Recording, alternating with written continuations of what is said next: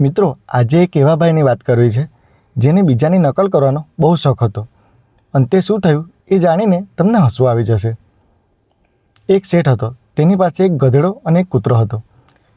કૂતરો શેઠના ખોળામાં બેસે તો શેઠ એને વહાલ કરે, એને બિસ્કિટ ખવડાવે.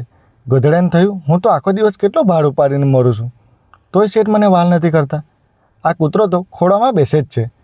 બીજે દિવસે ગધેડાએ પણ કૂતરાની નકલ કરી. શેઠ જેવો ખુરશીમાં આવીને બેઠો, ગધેડો દોડીને આવીને શેઠના ખોળામાં બેસી ગયો. શેઠ તો દબાઈ ગયા. શેઠને જબરો ગુસ્સો આવ્યો. એણે લાકડી લીધી અને ગધેડાને બરાબરનો ફટકાર્યો. ગધેડાના હોશ ઠેકાણે આવી ગયા. મિત્રો, દુનિયામાં દરેકની પોતાની એક જગ્યા હોય છે અને લાયકાત હોય છે. બીજાની નકલ કરવામાં ઘણીવાર પોતાની ઇજ્જત જે હોય છે એ પણ ગુમાવી દઈએ છીએ. બીજાની સ્ટાઇલ કરતાં પોતાની સ્ટાઇલમાં જીવતા શીખો. તમારી આજુબાજુ કોઈ આવો નકલખોર હોય ને તો જરા ધ્યાન આપજો. અને મારા આવા મજેદાર વિડીયો માટે મને સબસ્ક્રાઈબ કરજો.